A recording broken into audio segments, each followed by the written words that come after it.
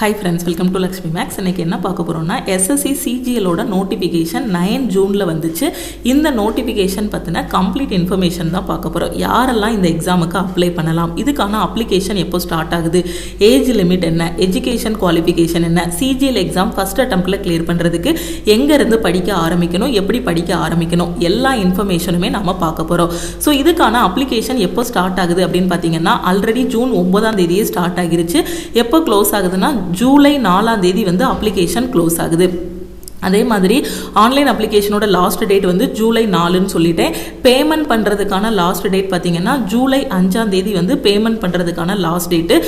Application நீங்கள் apply பண்ணும்போது ஏதாவது மிஸ்டேக்ஸ் பண்ணிட்டீங்க அப்படின்னா அதில் கரெக்ஷன் பண்ணுறதுக்கு கரெக்ஷன் விண்டோ வந்து ஓப்பன் ஆகும். கரெக்ஷன் விண்டோ வந்து 9/7/2025 11/7/2025 மிஸ்டேக்ஸ் ஏதாவது இருந்துச்சுன்னா இந்த கரெக்ஷன் விண்டோவில் நீங்கள் கரெக்ட் பண்ணிக்கலாம்.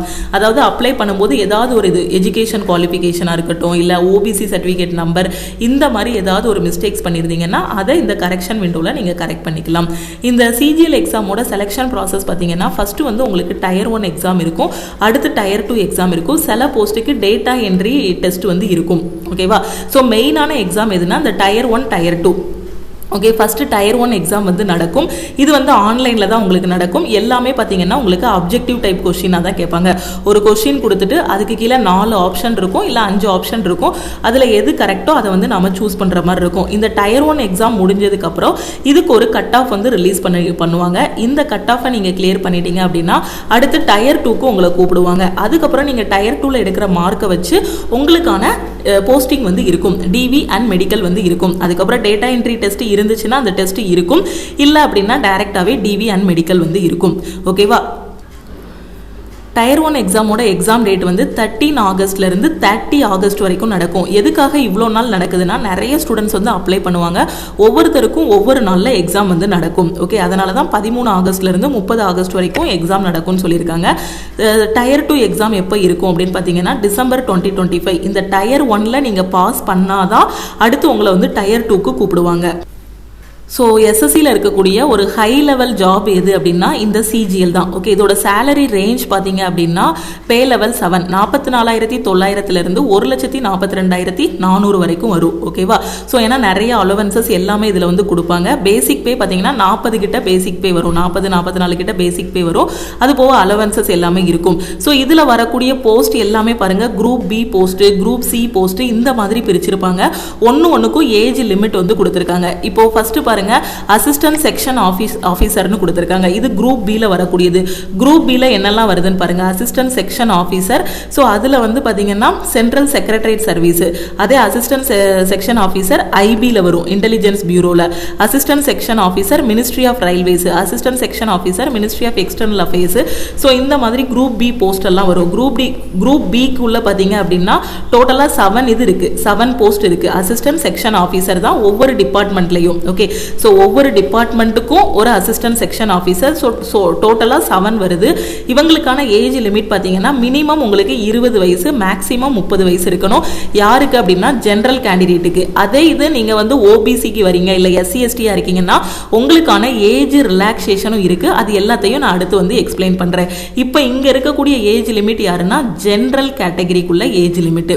ஓகே, அடுத்து பார்த்தீங்கன்னா குரூப் சியோடது பார்த்தீங்கன்னா inspector of income tax CBDT. Okay, so அதில் ஏஜ் லிமிட் பார்த்தீங்கன்னா 18 to 30 இயர்ஸ்.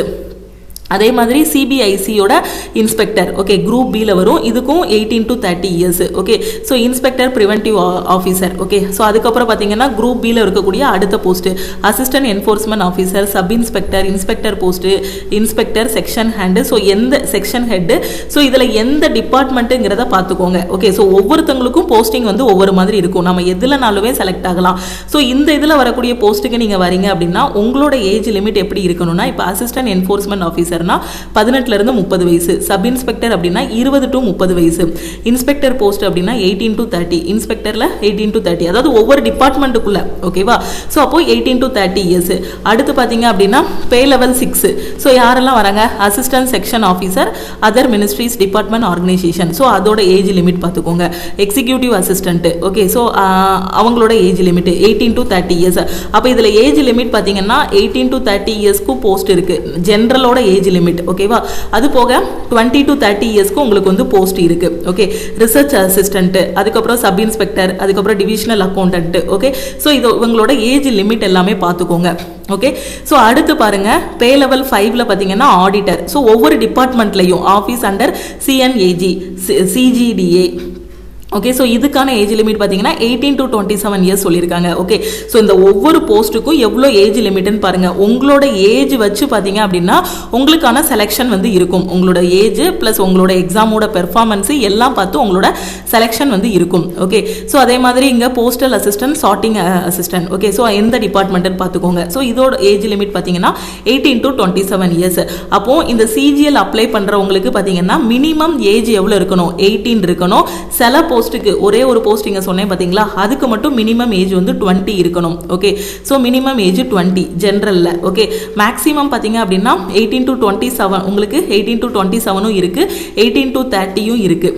ஓகே, அப்போ மேக்ஸிமம் ஏஜ் லிமிட் பார்த்தீங்கன்னா 27, 30 அந்த போஸ்ட்டை பொறுத்து ஏஜ் வந்து மாறும். இது போக ஏஜ் ரிலாக்ஸேஷனும் இருக்குது. ஏஜ் ரிலாக்ஸேஷன் யாருக்கெல்லாம் இருக்கும் அப்படின்னு பார்த்தீங்கன்னா ஓபிசி, எஸ்சி, எஸ்டி இவங்க எல்லாருக்கும் ஏஜ் ரிலாக்ஸேஷன், எக்ஸ் சர்வீஸ்மேன் இவங்க எல்லாருக்கும் ஏஜ் ரிலாக்ஸேஷன் வந்து இருக்கும். ஓகே, ஸோ இப்போ ஏஜ் ரிலாக்ஸேஷனை பற்றி நீங்கள் கன்ஃபியூஸ் ஆகக்கூடாதுன்னு இந்த டேபிளில் தெளிவாக கொடுத்துட்டாங்க பாருங்க. என்ன சொல்லியிருக்காங்க? For the post for which age limit is 18 to 27, 18லேருந்து 27 வயசுக்குள்ள என்னென்ன போஸ்ட்லாம் வருதோ அவங்களுக்கான ஏஜ் லிமிட் பாருங்க. Candidate must have been born not earlier then 2/8/1998. அதாவது யாருக்குன்னா ஜென்ரல். ஓகே, ஓவராலாகவே 18 to 27 கிடையாது, ஒவ்வொருத்தருக்கும் ஏஜ் ரிலாக்ஸேஷன் இருக்கு. 2/8/1998க்கு முன்னாடி பிறந்தவங்களா இருக்கக்கூடாது.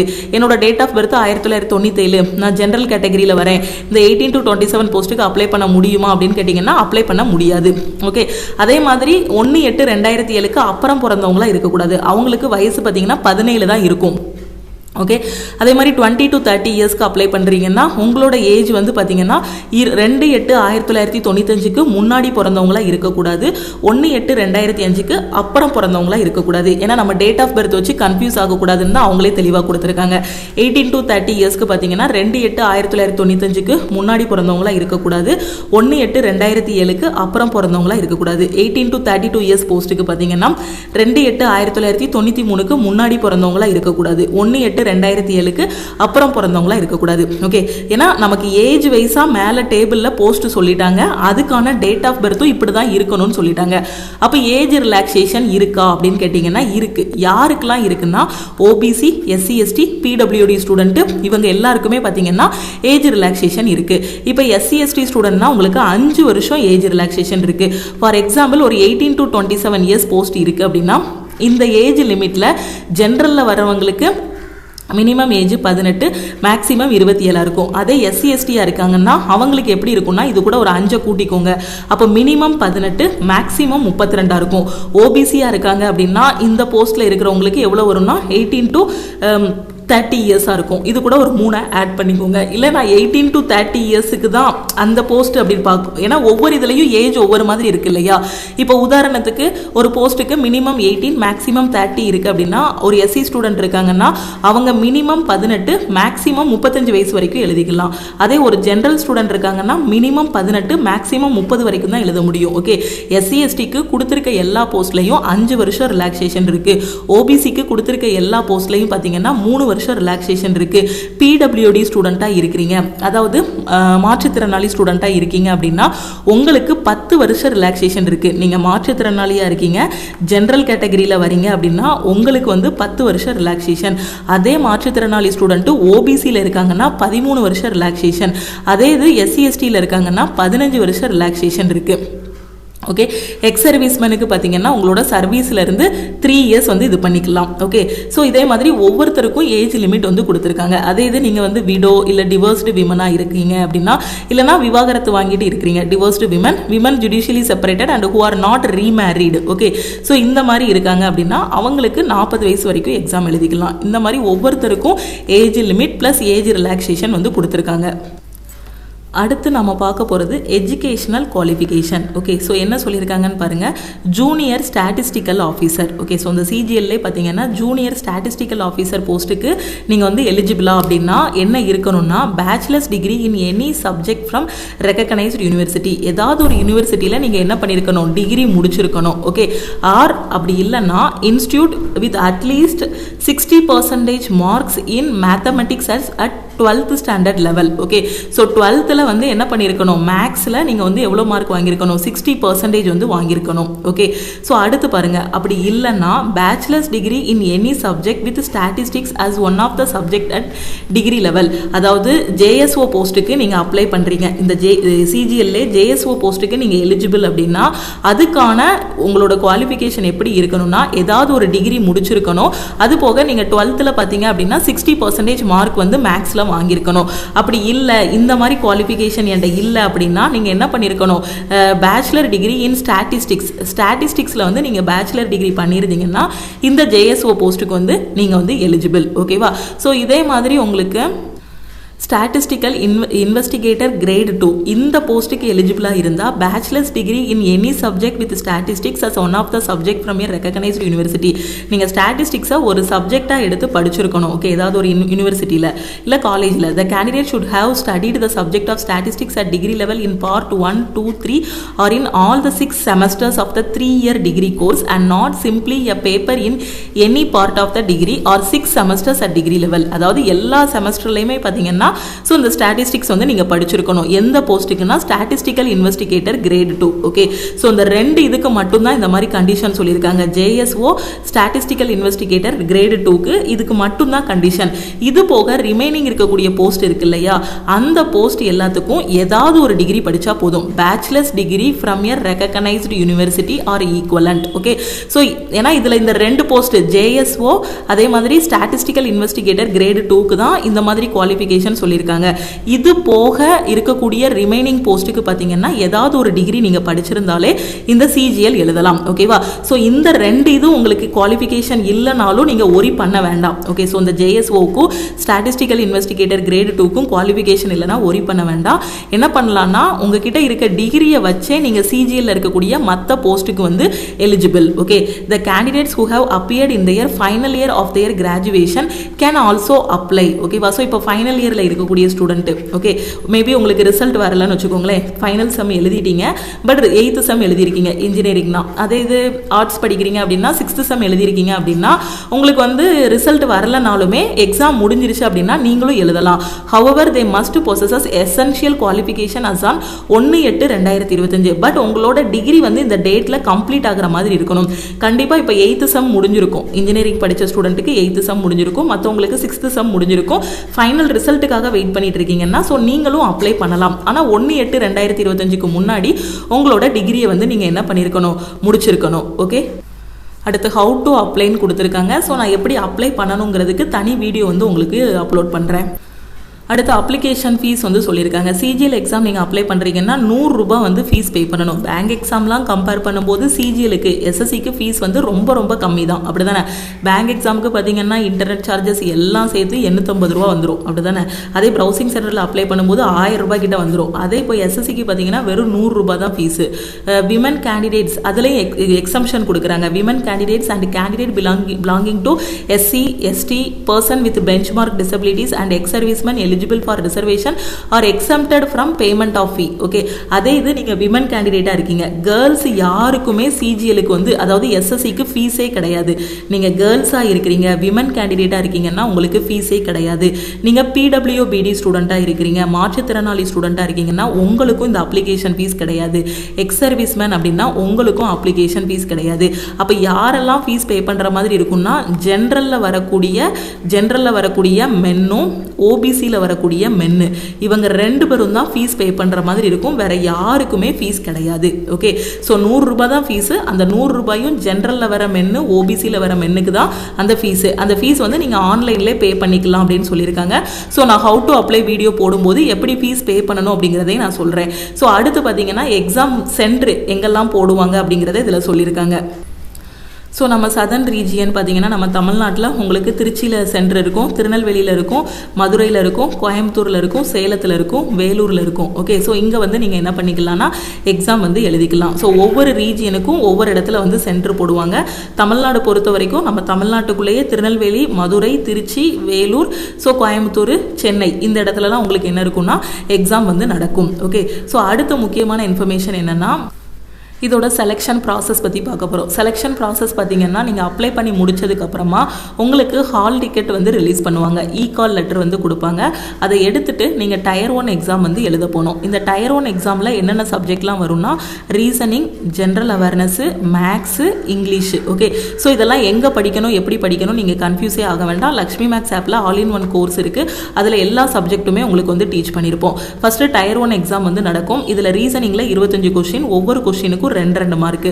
ஜென்ரல் அவேர்னஸ்ல 25 கொஷின், ஒவ்வொரு கொஷினுக்கும் 2 மார்க்கு. மேக்ஸ்ல 25 கொஷின், ஒவ்வொரு கொஷினுக்கும் 2 மார்க்கு. இங்கிலீஷ்ல அது மாதிரி 25, ஒவ்வொரு கொஷினுக்கும் 2 மார்க்கு.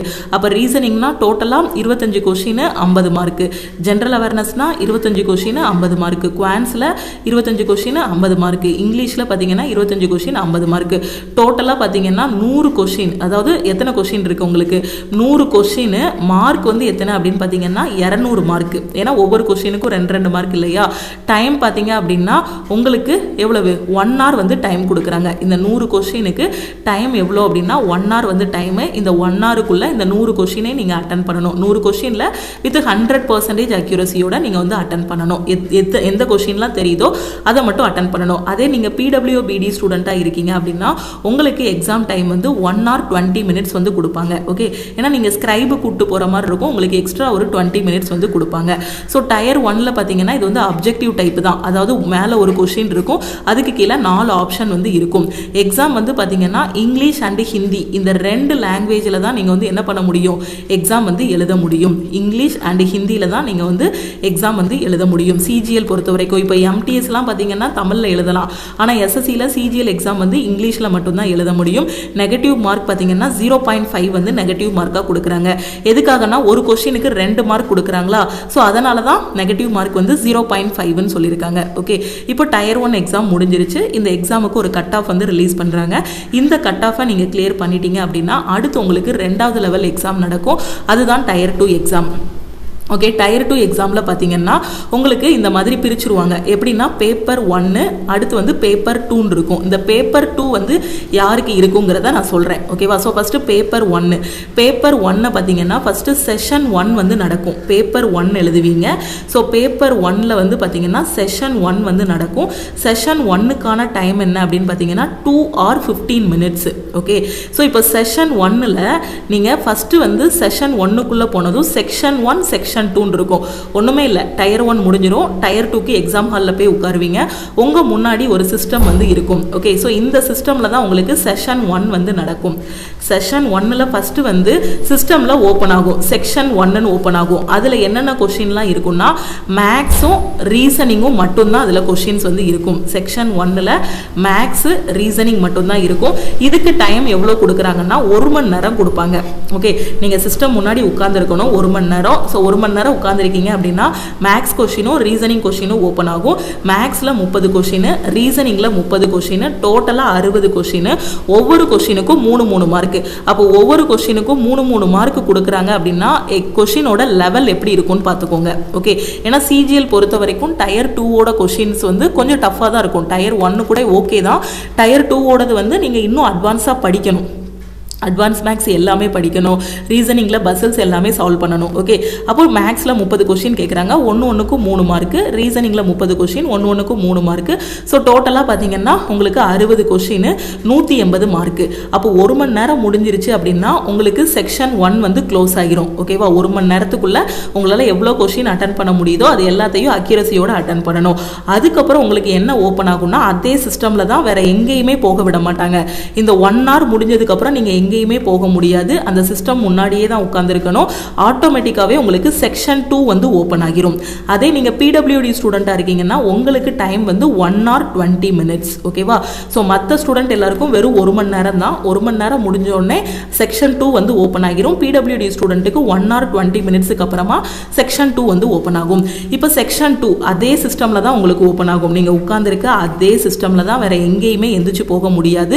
ஃபஸ்ட்டு 1 hourல செக்ஷன் 1 முடிஞ்சதுக்கப்புறம் அடுத்து செக்ஷன் 2 வந்து ஓப்பன் ஆகும். அதில் இங்கிலீஷும் ஜென்ரல் அவேர்னஸும் கேட்பாங்க. இங்கிலீஷில் 45 கொஷின், ஜென்ரல் அவேர்னஸில் 25 கொஷின், டோட்டலாக பார்த்தீங்கன்னா 70 கொஷின் வந்து கேட்பாங்க. ஒவ்வொரு கொஷினுக்கும் 3 மார்க்கு, 210 மார்க்குக்கு நீங்கள் என்ன பண்ணணும்னா, ஸோ எவ்வளோ மார்க்குக்கு 210க்கு நீங்கள் வந்து எக்ஸாம் எழுதணும். இதுக்கு டைம் வந்து பார்த்தீங்க அப்படின்னா உங்களுக்கு இதுக்கு வந்து உங்களுக்கு டைம் வந்து 1 hour இருக்கும். மேலே எப்படி மேக்ஸுக்கும் ரீசனிங்க்கும் 1 மணி நேரம் கொடுத்தாங்களோ அதே மாதிரி இங்கிலீஷுக்கும் ஜென்ரல் அவேர்னஸ்க்கும் 1 மணி நேரம் டைம் வந்து ஓப்பன் ஆகும். அந்த 1 மணி நேரத்துக்குள்ளே இந்த 70 கொஷினில் உங்களால் எவ்வளோ அட்டன் பண்ண முடியுதோ அக்யூரஸியோட அதை அட்டன் பண்ணி முடிச்சிருங்க. ஸோ உங்களுக்கு அதுக்கப்புறம் என்ன ஓப்பன் ஆகும் அப்படின்னா செக்ஷன் 3 வந்து ஓப்பன் ஆகும். ஏன்னா ஓவரால் எக்ஸாம் டைம் பார்த்தீங்கன்னா 2 hour 15 minutes. ஃபஸ்ட்டு வந்து மேக்ஸுக்கும் ரீசனிங்க்கும் 1 மணி நேரம், அடுத்து இங்கிலீஷுக்கும் ஜென்ரல் அவேர்னஸ்க்கும் 1 மணி நேரம், டோட்டலாக எவ்வளோ முடிஞ்சிச்சு 2 மணி நேரம் முடிஞ்சிச்சு. 2 மணி நேரம் முடிஞ்சதுக்கப்புறம் ஒரு 15 நிமிஷம் அடுத்து என்ன ஓப்பன் ஆகும், செக்ஷன் 3 வந்து ஓப்பன் ஆகும். செக்ஷன் 3ல பார்த்தீங்கன்னா கம்ப்யூட்டர் கொஷின்ஸ் வந்து கேட்பாங்க. 20 கொஷின்ஸ் வந்து இருக்கும். 20ல் பார்த்தீங்கன்னா ஒவ்வொரு கொஷினுக்கும் 3 மார்க்கு, ஸோ டோட்டலாக 60 மார்க்கு. ஓகேவா? ஸோ இதில் வந்து நீங்கள் என்ன ஆகணும்னா குவாலிஃபை ஆகணும். ஓகேவா? ஸோ குவாலிஃபை ஆகணும். புரியுதா? இதுதான் செஷன் 1. ஓகே, செஷன் 1ல் என்னென்ன சப்ஜெக்ட்லாம் வருதுன்னு பாருங்கள். Maths, reasoning, general awareness, English. ஓகேவா? ஸோ ஃபஸ்ட்டு அதில் செக்ஷன் 1ன்னு பிரிச்சிடுறாங்க, இது செக்ஷன் 2ன்னு பிரிச்சிடுறாங்க.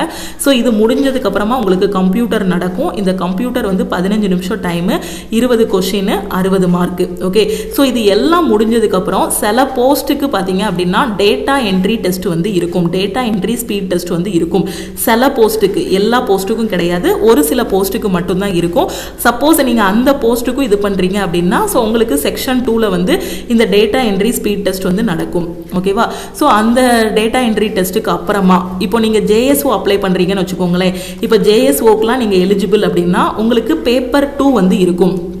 ஓகே, எல்லாருக்கும் இந்த பேப்பர் 2 இருக்காது. எல்லாருக்கும் இந்த பேப்பர் 2 வந்து இருக்காது.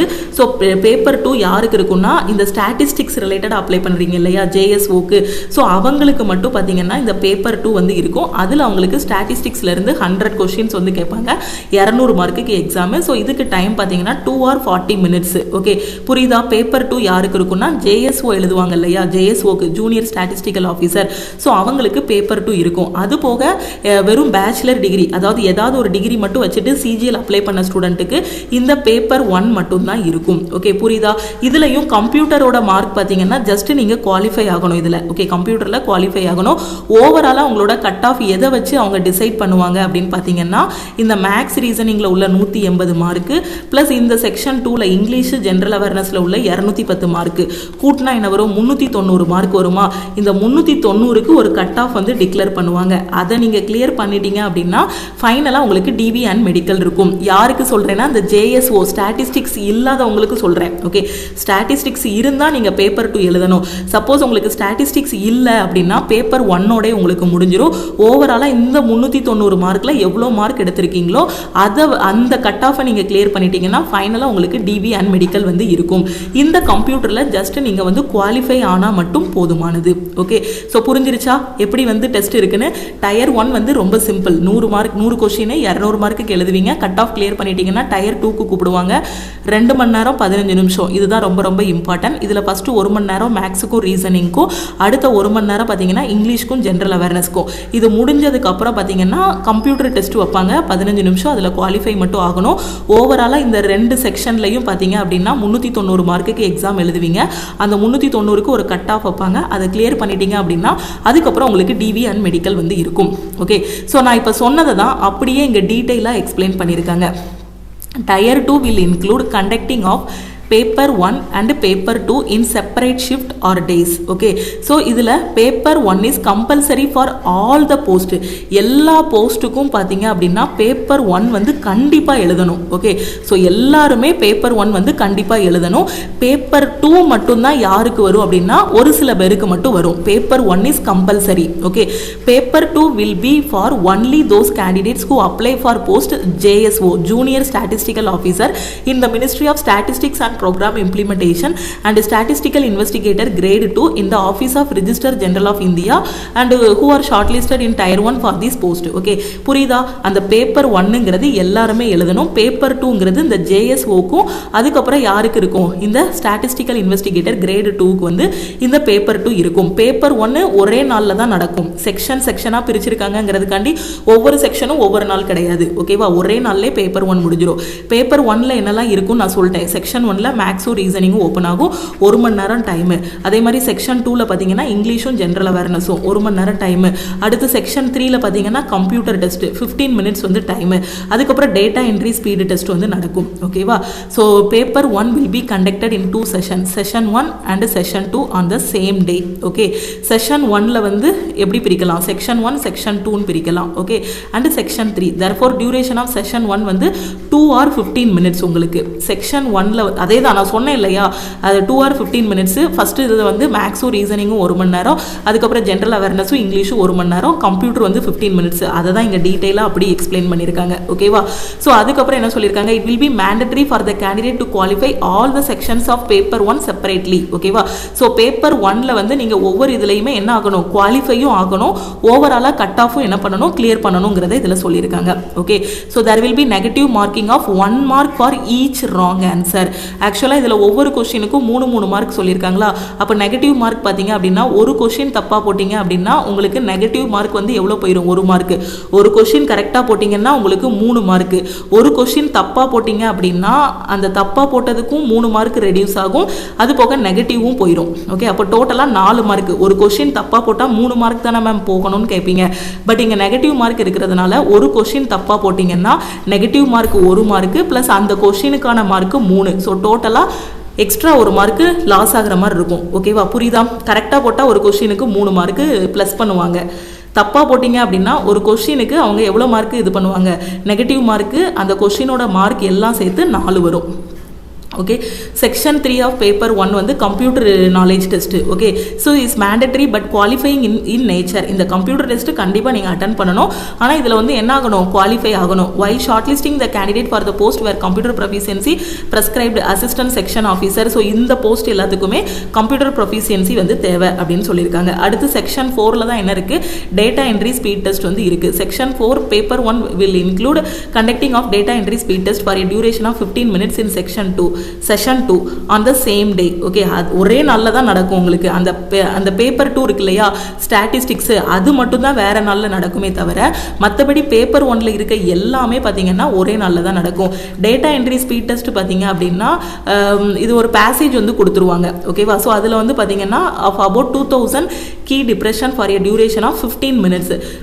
Detailed instruction regarding skill test will be provided by the regional offices of the commission. Information about evaluation of typing test is available on the commission's new website. Okay, so இதை பற்றின detail எல்லாமே இதில் இருக்குன்னு சொல்லியிருக்காங்க. Okay, so அப்போ நீங்கள் அந்த paper 1ல் நான் சொன்னேன் பார்த்தீங்களா 390 மார்க்கு, அதுக்கு நீங்கள் கட் ஆஃப் கிளியர் பண்ணிட்டீங்கனாலே கம்ப்யூட்டர் வந்து ஜஸ்ட் குவாலிஃபை தான் ஆகணும். அதுலேயும் குவாலிஃபை ஆகிட்டிங்கன்னா ஃபைனலாக உங்களோட செலெக்ஷன் வந்து இருக்கும். அடுத்து என்ன சொல்லியிருக்காங்க அப்படின்னா ஒவ்வொரு இதுக்கும் சப்ஜெக்ட் சொல்லியிருந்தாங்க. மேக்ஸு, ரீசனிங், இங்கிலீஷ், ஜென்ரல் அவேர்னஸ்னு அதுக்கான சிலபஸ் வந்து சொல்லியிருக்காங்க. டயர் 1ஓட சிலபஸ் ரீசனிங்க்கு பார்த்தீங்க அப்படின்னா உங்களுக்கு என்னென்ன வருது? Similarity and difference, space visualization, judgment, decision making, relationship, arithmetic number series, syllogism, இது எல்லாமே வருது. ஸோ இந்த சிலபஸ் எல்லாமே உங்களுக்கு நம்மளோட ஆல் இன் ஒன் கோர்ஸில் நம்ம வந்து கவர் பண்ணியிருப்போம். எம்படட் ஃபிகரு, கிரிட்டிக்கல் திங்கிங்கு எல்லாமே. ஓகே, அதே மாதிரி ஜென்ரல் அவேர்னஸ்ன்னு எடுத்துக்கிட்டிங்கன்னா உங்களுக்கு ஹிஸ்ட்ரி, பாலிட்டி, ஜியாகிரஃபி, சயின்ஸு இது எல்லாமே உள்ளே வந்துடும். ஓகே, மேக்ஸ்ன்னு எடுத்துக்கிட்டிங்க அப்படின்னா அதில் என்னென்ன அரித்மெட்டிக்கு, அட்வான்ஸ் மேக்ஸு எல்லாமே உள்ள வந்துடும். அரித்மெட்டிக்கு, சிம்பிளிஃபிகேஷனு, அட்வான்ஸ் மேக்ஸ் எல்லாமே வந்துடும். அரித்மெட்டிக்னு பார்க்கும்போது percentage, ratio, profit and loss அது எல்லாமே உள்ள வரும். இங்கிலீஷ் பொறுத்த வரைக்கும் பார்த்தீங்க அப்படின்னா உங்களுக்கு ஓவராலாக சொல்லப்போனால் கிராமர் அண்ட் ஒக்காபுலரியில் நீங்கள் ஸ்ட்ராங்காக இருந்தீங்க அப்படின்னா இங்கிலீஷ் வந்து ஈஸியாக அட்டன் பண்ணிடலாம். ஓகே, டயர் 2ஓட சிலபஸ் வந்து பாருங்கள். மேக்ஸுக்கான சிலபஸ் வந்து சொல்லியிருக்காங்க.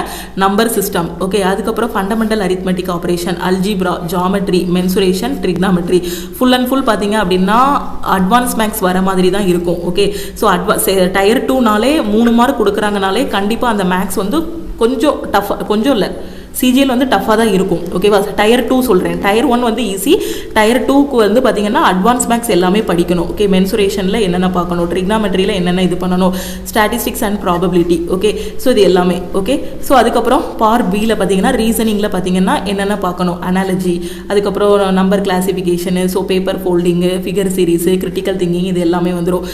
இதில் இங்கிலீஷில் பார்த்தீங்க அப்படின்னா அதுக்கப்புறம் உங்களுக்கு என்னென்ன வரும் இங்கிலீஷில், கிராமர் ஒக்காபுலரி ஸ்ட்ராங்காக இருந்தீங்கனாலே உங்களுக்கு என்ன கேட்பாங்க, ஃபில் இன் த பிளாங்க்ஸ் கேட்பாங்க, எரர் ஸ்பாட்டிங் கேட்பாங்க, மிஸ்பல்ட்டு கேட்பாங்க, டைரக்ட் ஸ்பீச் இன்டைரக்ட் ஸ்பீச் கேட்பாங்க, க்ளோஸ் டெஸ்ட் கேட்பாங்க, ரீடிங் காம்ப்ரிகென்ஷன் கேட்பாங்க. ஸோ இந்த மாதிரி எல்லாமே எதில் வந்துடும்னா இங்கிலீஷில் வந்துடும். ஸோ இது எல்லாமே நம்மளோட ஆல் இன் ஒன் கோர்ஸில் உங்களுக்கு A to Z டீச் பண்ணியிருக்கோம். ஸோ நீங்கள் அந்த SSCயோட செலெக்ஷன் பேட்சில் ஜாயின் பண்ணிட்டீங்க அப்படின்னா உங்களுக்கு எல்லாமே அதில் வந்து கவர் ஆகிரும். ஓகே, ஸோ இதுதான் சிலபஸ். அதுக்கப்புறம் ஜென்ரல் அவேர்னஸ் அதே தான், ஹிஸ்ட்ரி, பாலிட்டி, கரண்ட் அஃபேரு, இது எல்லாமே இதில் வந்துடும். கம்ப்யூட்டர் பொறுத்த வரைக்கும் பேசிக் கம்ப்யூட்டர் ஸ்கில்ஸ் மட்டும் உங்களுக்கு இருந்தாலே போதுமானது. அந்த சாஃப்ட்வேர், கம்ப்யூட்டரோட பேசிக்கு, நெட்ஒர்க்கு, ஸோ இது மட்டும் தெரிஞ்சாலே போதும். அதை பேஸ் பண்ண ரொம்ப பேசிக்கான கொஷின்ஸ் தான் இருக்கும். ஏன்னா இதில் ஜஸ்ட் குவாலிஃபை தான் நீங்கள் ஆகணும். ஸோ ரொம்ப பேசிக்கான கீவேர்ட்ஸு, எக்ஸ்பான்ஷனு, சின்ன சின்ன கம்ப்யூட்டர் கொஷின்ஸ் தான் இருக்கும். பெரிய லெவலில் C கோட் எழுதுங்க, ஜாவா கோட் எழுதுங்க, பைத்தான் கோட் எழுதுங்கலாம் கேட்க மாட்டாங்க. ஜஸ்ட் பேசிக் கம்ப்யூட்டர் நாலேஜ் இருந்தாலே இந்த செக்ஷனில் ஈஸியாக குவாலிஃபை ஆகிடலாம். இது வந்து ஸ்டாட்டிஸ்டிக்ஸ். அந்த பேப்பர் 2 இருக்கு இல்லையா, JSO போஸ்ட்டுக்கு அப்ளை பண்ணுறாங்க இல்லையா, ஸோ அவங்களுக்கு இருக்கக்கூடிய இது. ஓகேவா, ஸோ இதுதான் overall syllabus, selection process, exam pattern. ஓகேவா, ஸோ இந்த இதுக்கு எப்படி அப்ளை பண்ணணும், சிஜிஎலுக்கு எப்படி அப்ளை பண்ணணுங்கிறத நான் அடுத்த வீடியோவில் சொல்கிறேன்.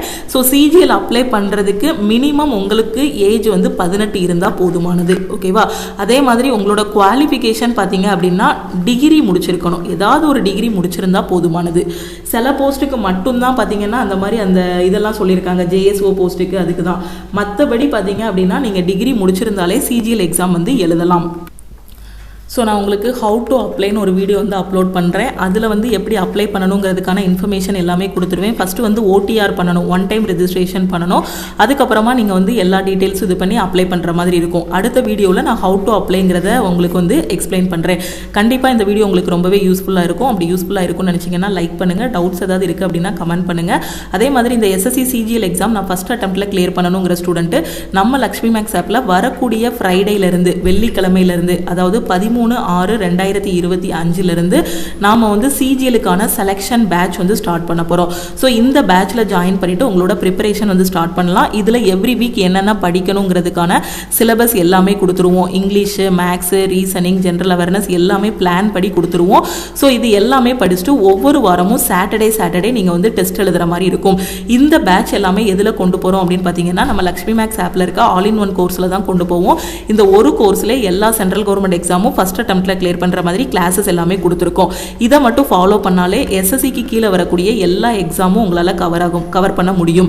ஏன்னா இப்போ சிஜிஎலோட பேட்சும் நம்ம ஆல் இன் ஒன் கோர்ஸில் தான் கொண்டு போயிட்டு இருக்கோம். ரயில்வேக்கான பேட்சும் ஆல் இன் ஒன் கோர்ஸில் தான் கொண்டு போயிட்டு இருக்கோம். ஒரே ஒரு கோர்ஸ் தான், ஆனால் 50க்கும் மேற்பட்ட சென்ட்ரல் கவர்மெண்ட் எக்ஸாம்ஸ் எல்லாமே இதில் கவர் பண்ணியிருப்போம். என்கிட்ட புக்ஸ் எதுவுமே இல்லை, எங்கே படிக்கணும் எப்படி படிக்கணும்னு தெரியலங்கிற ஸ்டூடெண்ட் ஆல் இன் ஒன் கோர்ஸில் ஜாயின் பண்ணிவிட்டு உங்களோட ப்ரிப்பரேஷன் வந்து ஸ்டார்ட் பண்ணுங்கள். எல்லா சப்ஜெக்ட்டுமே இதில் வந்து கவர் ஆகிரும். இந்த ஆல் இன் ஒன் கோர்ஸில் எப்படி ஜாயின் பண்ணணும் அப்படின்னா ப்ளே ஸ்டோரில் நம்ம லக்ஷ்மி மேக்ஸ் ஆப் வந்து இருக்கும். ஃபஸ்ட்டு நம்ம ஆப்பை வந்து டவுன்லோட் பண்ணிடுங்க. அதுக்கடுத்து உங்களோட மொபைல் நம்பர் என்ட்ரு பண்ணி லாகின் பண்ணிடுங்க. ஓகே, ஸோ அதுக்கப்புறம் என்ன பண்ணணும் அப்படின்னா நம்ம டீமுக்கு நீங்கள் காண்டாக்ட் பண்ணணும். இதுதான் நம்ம டீமோட வாட்ஸ்அப் நம்பர். இந்த நம்பரை உங்கள் ஃபோனில் லக்ஷ்மி மேக்ஸ்ன்னு சேவ் பண்ணிவிட்டு இந்த நம்பருக்கு ஐ வாண்ட் ஆல் இன் ஒன்னு மெசேஜ் பண்ணிங்கன்னா டீம்லேருந்து காண்டாக்ட் பண்ணிவிட்டு ஜிபே நம்பர் இல்லை அக்கௌண்ட் நம்பர் கொடுப்பாங்க. அதுக்கு 1999 பே பண்ணிவிட்டு பேமெண்ட்டோட ஸ்க்ரீன்ஷாட் சென்ட் பண்ணிங்கன்னா உங்களுக்கு சிஜிஎல் பேட்சுக்கான அக்சஸ் வந்து கொடுத்துருவாங்க. அதே இது எனக்கு 1 இயர் வேலிடிட்டி போதும். இந்த ஃபீஸ் பார்த்தீங்கன்னா லைஃப் டைம் வேலிடிட்டிக்கான ஃபீஸு. 1 இயர் வேலிடிட்டியில் நான் சிஜிஎல் பேட்சில் ஜாயின் பண்ணணுங்கிற ஸ்டூடெண்ட்டு ஸோ இந்த கோர்ஸுக்கு 1499 மட்டும் நீங்கள் பே பண்ணி ஜாயின் பண்ணால் போதுமானது. போதுமானது. ஓகேவா? ஸோ நீங்கள் டீமுக்கு காண்டாக்ட் பண்ணிட்டீங்க அப்படின்னா அவங்களே உங்களுக்கு எல்லா டீட்டெயிலுமே எக்ஸ்பிளைன் பண்ணிடுவாங்க. So all in one course பார்த்தீங்க அப்படின்னா நீங்கள் ஃபஸ்ட்டு ப்ளே ஸ்டோரில் லக்ஷ்மி மேக்ஸ் ஆப் டவுன்லோட் பண்ணிடுங்க. நீங்கள் ஃபீஸ் பே பண்ணதும் இந்த மாதிரி நம்மளோட ஆல் இன் ஒன் கோர்ஸ் வந்து ஓப்பன் ஆகும். ஓகே, ஸோ ஓப்பன் ஆனதும் இதில் ஸ்க்ரோல் பண்ணிங்க அப்படின்னா உங்களுக்கு நம்ம ஆல் இன் ஒன் கோர்ஸில் கண்டென்ட்டுக்குள்ளே போகணும். கண்டென்ட்டுக்குள்ளே போனதும் பார்த்தீங்கன்னா உங்களுக்கு ரயில்வே எஸ்எஸ்சின்னு தனித்தனி ஃபோல்டர் வந்து கொடுத்துருப்போம். இப்போ எஸ்எஸ்சிக்கு நீங்கள் இப்போ ஜிடி அப்படின்னா எஸ்எஸ்சி ஜிடியோடது, சிஜிஎல் அப்படின்னா எஸ்எஸ்சி சிஜிஎலுக்கான பேட்ச் வந்து கொடுத்துருப்போம். அதை கிளிக் பண்ணி அதில் இருக்கக்கூடிய வீக்லி பிளான் ஃபாலோ பண்ணிவிட்டு அதில் இருக்கக்கூடிய கிளாஸஸ் மட்டும் ஃபாலோ பண்ணாலே போதுமானது. ஓகே, ஸோ ஒவ்வொரு மண்டேயும் நீங்கள் பிளான் ஸ்டார்ட் பண்ணுற மாதிரி இருக்கும். அந்த வாரத்தோட சாட்டர்டேயில் பார்த்தீங்கன்னா டெஸ்ட் எழுதுகிற மாதிரி இருக்கும். ஓகேவா? அது போக previous year question, revision classes, live classes எல்லாமே கொடுத்துருப்போம். ஸோ இந்த பேட்ச் வந்து வரக்கூடிய ஃப்ரைடேலேருந்து நாம் வந்து ஸ்டார்ட் பண்ணுறோம். அதாவது 13/6/2025 சிஜிஎலுக்கான பேட்ச் வந்து ஸ்டார்ட் பண்ணுறோம். ஸோ முடிஞ்ச அளவுக்கு குயிக்காக ஜாயின் பண்ணிவிட்டு உங்களோட ப்ரிப்பரேஷன் வந்து ஸ்டார்ட் பண்ணுங்கள். ஓகே, வேறு எதுவும் டவுட் இருக்குது அப்படின்னா மறக்காமல் இந்த நம்பருக்கு வாட்ஸ்அப் பண்ணுங்கள். ஸோ சிஜிஎல் பேட்சில் ஜாயின் பண்ணுற ஸ்டூடெண்ட்டு இந்த நம்பருக்கு ஐ வாண்ட் ஆல் இன் ஒன்னு மெசேஜ் பண்ணுங்கள். இப்போ நடந்துட்டு இருக்க ரயில்வே எக்ஸாமோட அனாலிசிஸ் எல்லாமே நம்ம யூடியூப்பில் கொடுத்துருக்கோம். அடுத்தடுத்த ஷிஃப்ட் போகிற ஸ்டூடெண்ட்டு அந்த அனாலிசிஸை வந்து பார்த்துட்டு போனீங்கன்னா உங்களுக்கு ரொம்பவே யூஸ்ஃபுல்லாக இருக்கும். ஓகே, ஸோ முடிஞ்ச அளவுக்கு குயிக்காக ஜாயின் பண்ணிவிட்டு உங்களோட ப்ரிப்பரேஷன் வந்து ஸ்டார்ட் பண்ணுங்கள். ஏன்னா எக்ஸாமுக்கு ஒரு 2 months கிட்ட தான் டைம் இருக்குது. ஓகேவா? ஸோ அதனால் இப்போ இருந்து ப்ரிப்பரேஷன் ஸ்டார்ட் பண்ணிங்கன்னா ஈஸியாக டயர் 1 வந்து கிளியர் பண்ணிடலாம். அதுக்கப்புறமா இருக்கக்கூடிய டேஸில் இன்னும் கொஞ்சம் எஃபர்ட் போட்டிங்க அப்படின்னா டயர் 2வும் உங்களால் கிளியர் பண்ண முடியும். ஓகே, ஸோ வேறு எதுவும் டவுட் இருக்குன்னா இந்த நம்பருக்கு வாட்ஸ்அப் பண்ணுங்கள். நம்ம டெலகிராம் குரூப், டெலகிராம் சேனலில் இன்னும் ஜாயின் பண்ணல அப்படின்னா டெலகிராம் குரூப் அண்ட் சேனல்லையும் ஜாயின் பண்ணிக்கோங்க. இன்ஸ்டாகிராம்லையும் லக்ஷ்மி மேக்ஸை ஃபாலோ பண்ணிக்கோங்க. ஓகே, ஸோ அதே மாதிரி உங்களுக்கு ரயில்வேக்கு டெஸ்ட் பேட்ச் வேணும் அப்படின்னா நம்ம லக்ஷ்மி மேக்ஸ் ஆப்பில் டெஸ்ட் பேட்ச் வந்து அவைலபிளாக இருக்குது. ஸோ நீங்கள் டெஸ்ட் பேட்ச்லையும் ஜாயின் பண்ணிக்கலாம். Okay, thank you.